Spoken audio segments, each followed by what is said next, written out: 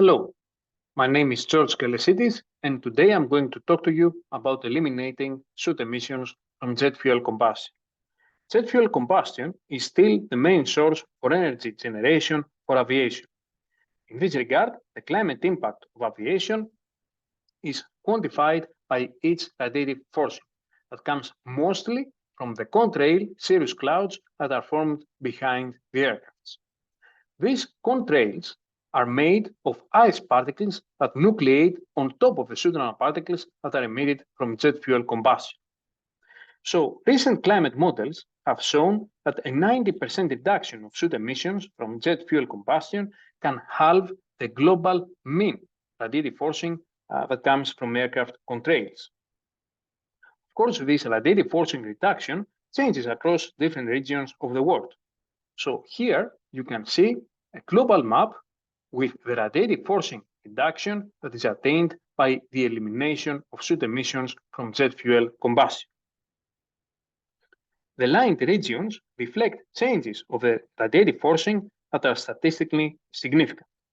So the largest impact is obtained in Europe and North America, where the radiative forcing is reduced by up to 0.5 watts per square meter. For your reference, this reduction of 0.5 watts per square meter would reduce the regional temperature by about 0.22 degrees.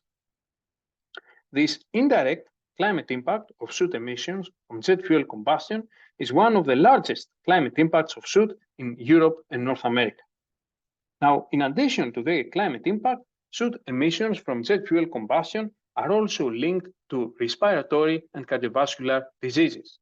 So these nanoparticles are quite toxic for airport workers and communities living in nearby the airports. So it's really important to optimize the current aircraft engine design to eliminate their soot emissions and thus their climate and health impacts. Now, many of the current aircraft combustors use the so-called rich, quench, lean concept. So here you can see the temperature profile at the cross-section of such a combustor. And here you can see the respective profile of the volume fraction of the emitted soot nanoparticles. These combustors consist of two zones.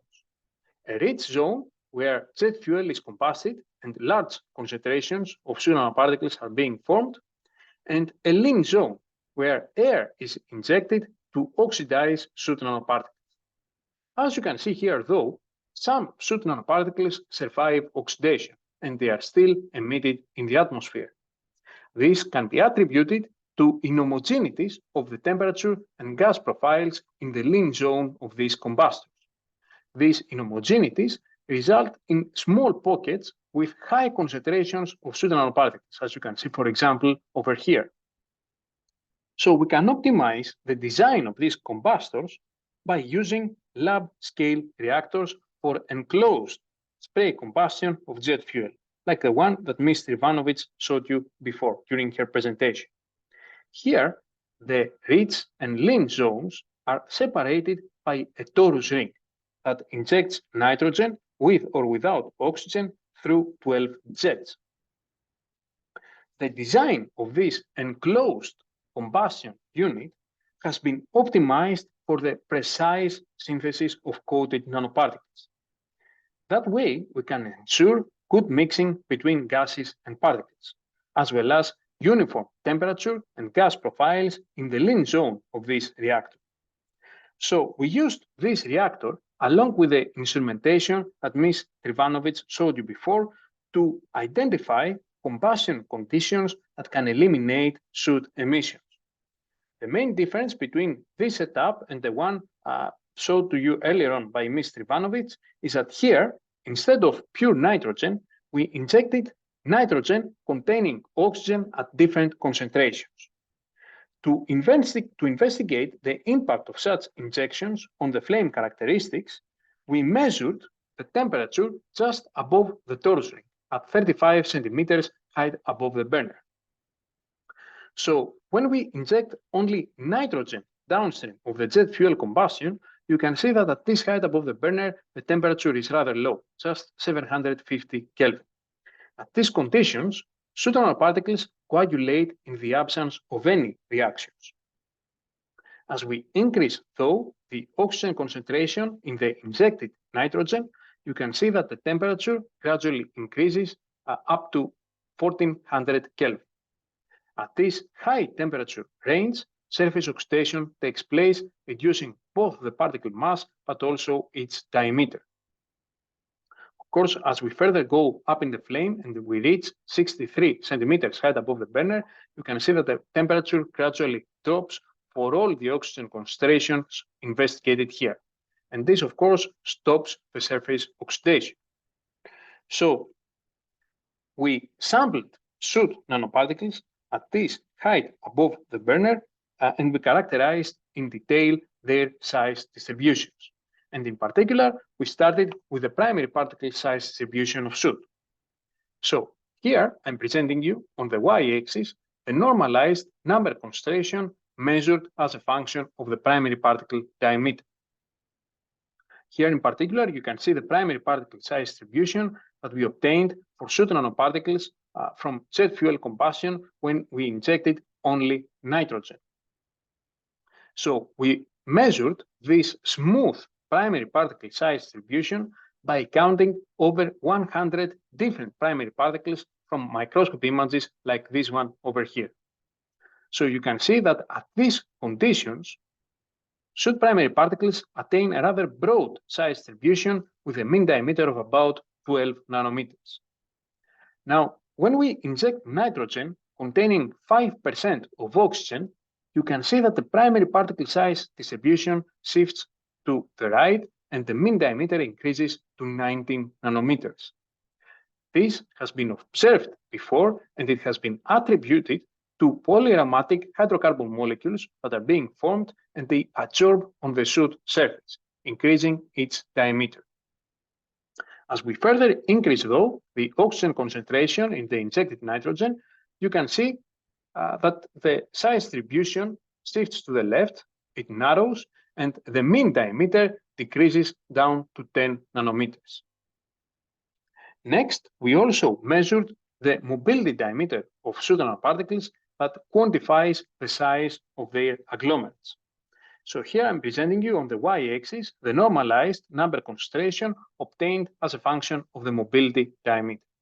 And here you can see the mobility size distribution that we measured for soot agglomerates produced from jet fuel combustion when we injected only nitrogen. So at these conditions, soot nanoparticles coagulate and form large agglomerates with a mean diameter of about 180 nanometers. When we inject nitrogen with just 5 or 10% of oxygen, you can see that the mobility size distribution hardly changes. But when we further increase the oxygen concentration in the injected nitrogen to 15 or even 20%, you can see that the mean mobility size decreases down to about 60 nanometers. And the mobility size distribution broadens significantly. This broadening can be attributed to fragmentation that is induced by extensive oxidation. Now, by integrating the number concentration over the entire mobility size range, we can obtain the total number concentration of the emitted soot nanoparticles. So here, on the y-axis on the right-hand side of this plot, I'm showing you the total number concentration that has been normalized with respect to that that we measured from jet fuel combustion when we injected only nitrogen. Now, when we inject nitrogen containing just 5% of oxygen, you can see that the number concentration hardly changes. When we further increase, though, the oxygen concentration in the injected nitrogen up to 20%, you can see that oxidation reduces the number concentration of soot by up to 87%. Now, by interfacing the mobility and the primary particle size distributions, we can also obtain the soot volume fraction. So on the y-axis, shown on the left-hand side of this plot, I'm presenting you the volume fraction that we obtained this way, and we normalized it with respect to that obtained when we injected only nitrogen downstream of the jet fuel combustion. When we inject nitrogen containing just 5% of oxygen, you can see that the Soot volume fraction increases by up to 50% due to the formation of polyaromatic hydrocarbon molecules that adsorb on the Soot surface, as I mentioned earlier on. When we further increase the oxygen concentration of the injected nitrogen, you can see that the Soot volume fraction is reduced by up to 98%. So it's clear that by injecting air in the lean zone of jet fuel combustion, we can practically eliminate Soot emissions. And this is very important, as these large reductions of Soot emissions that we obtained here can halve the global mean radiative forcing from aircraft contrails that I mentioned in the beginning of my presentation. And with this, I would like to come to the conclusions of this work. So today, I showed you that injecting gas of increasing oxygen content downstream of jet fuel combustion can alter drastically the characteristics of Soot nanoparticles. In particular, injecting nitrogen containing just 5% of oxygen results in the formation of polyaromatic hydrocarbon molecules that adsorb on the Soot surface and increase its primary particle diameter and volume fraction. As we further increase, though, the oxygen concentration in the injected nitrogen up to 20%, oxidation is enhanced, and this reduces the Soot primary particle and mobility diameters up to 66%. Most importantly, we showed that injecting air downstream of the jet fuel combustion can reduce the Soot volume fraction by 98% and the total number concentration of Soot by up to 87%. This large reduction is very important as it can halve the global mean radiative forcing coming from aircraft contrails. With this, I would like to thank you so much for listening. I will be very happy to answer all your questions. But if anything remains, please check our recent article in Environmental Science and Technology that got just published. Thank you.